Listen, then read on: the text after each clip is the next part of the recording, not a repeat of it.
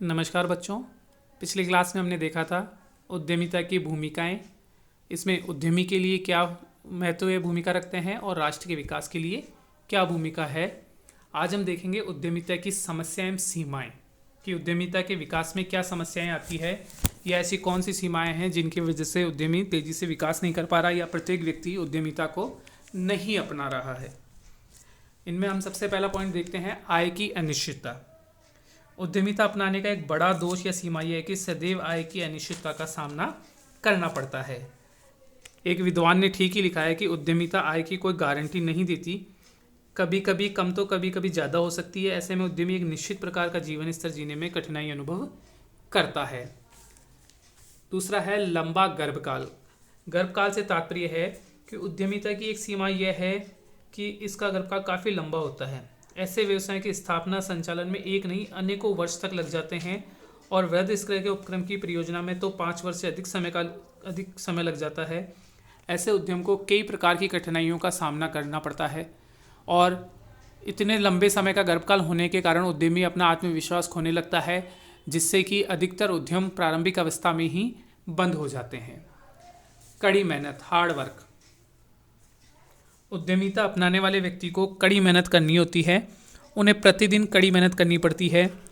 America में एक सर्वेक्षण हुआ, उससे ज्ञात हुआ कि 20% उद्यमी 51 से 60 घंटे प्रति सप्ताह कार्य करते हैं, जबकि 17% उद्यमी 60 से अधिक घंटों तक कार्य करते हैं।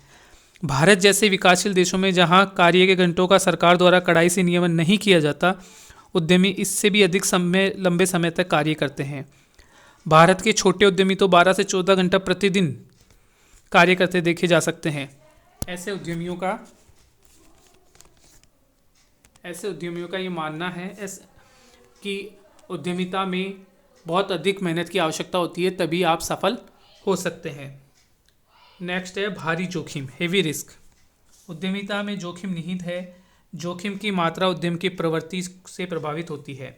कुछ उद्यम जो बाह्य वातावरण के घटकों से अधिक प्रभावित होते हैं, उनमें प्राय जोखिम अधिक होते हैं।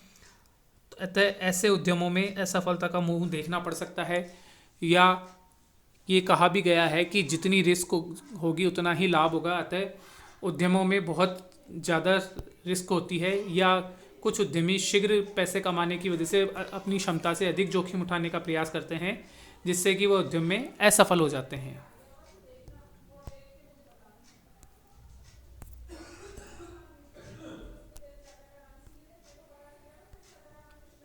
असफलता का आघात।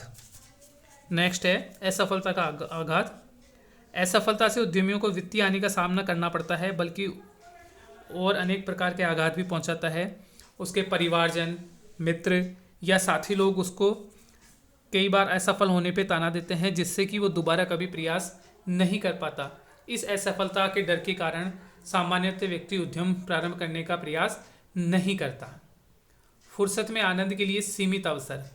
उद्यमी जो व्यक्ति होता है, उसे अपना उद्यम बनाए रखने के लिए या प्रतियोगी मार्केट में टिके रहने के लिए बहुत अधिक सचेत रहने की या बहुत अधिक मेहनत करने की आवश्यकता होती है, क्योंकि प्रतिद्वंदी यदि थोड़ा सा भी उससे अधिक प्रयास करेगा या उसकी पॉलिसी जान जाएगा तो वो उससे आगे निकल जाएगा।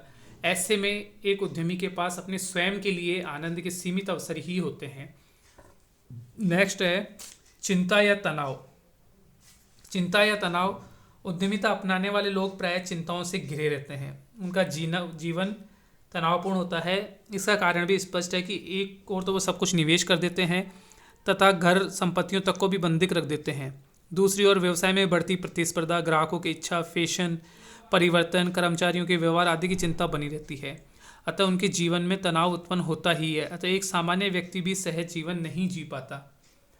दायित्व का भार, बर्डन ऑफ रिस्पॉन्सिबिलिटी। उद्यमी को अपनाने से एक और उद्यमी स्वतंत्रता पूर्वक कार्य करने का अवसर तो उसको मिलता है, दूसरी ओर से दायित्वों का भार भी उठाना होता है। दायित्वों का भार तब और अधिक हो जाता है जब उद्यमी अकेला ही उद्यमिता को अपनाता है। ऐसे में कई महत्वपूर्ण एवं दीर्घकालीन निर्णय लेने में भारी कठिनाई का सामना करना पड़ता है। संकट के समय कई मामलों में जब उसे कोई निर्णय करना होता है तो उस अकेले व्यक्ति के कंधे पर दायित्वों का बोझ इतना अधिक हो जाता है कि जिससे वो उठा पाने में सक्षम नहीं होता। अतः यह माना जाता है कि उद्यमिता बहुत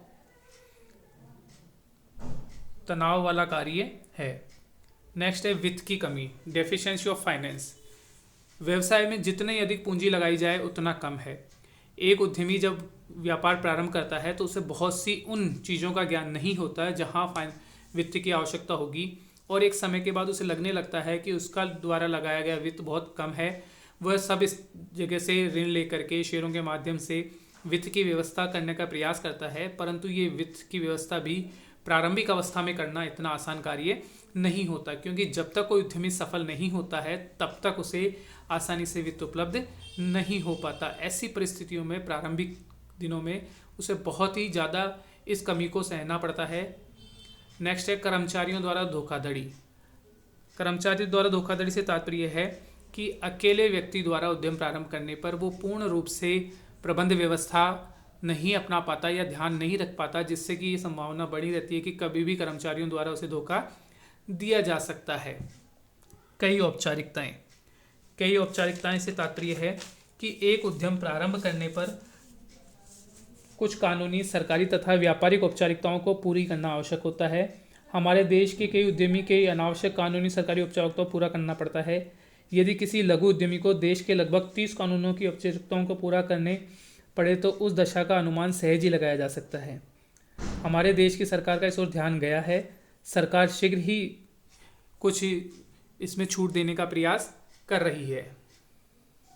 नेक्स्ट है भ्रष्टाचार। उद्यमिता अपनाने की एक बड़ी सीमा ये है नहीं अपनाने की एक बड़ी सीमा ये है कि उद्यमी को भ्रष्टाचार सहन करना पड़ता है।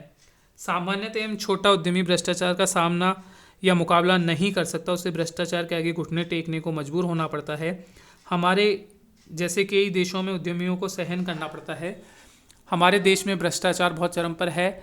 आज किसी भी कानूनी प्रक्रिया या किसी भी प्रकार के डॉक्यूमेंट्स बनवाना, फाइल बनवाना, इनके लिए हम उद्यमियों को बहुत अधिक सरकारी तंत्र के चक्कर लगाने होते हैं, जिससे कि वो अपना संपूर्ण ध्यान उद्यम पर नहीं दे पाता और वो एक सीमा के बाद निराश होने लगता है और वो उद्यम को छोड़ करके स्वयं किसी रोजगार या नौकरी की तलाश में निकल जाता है।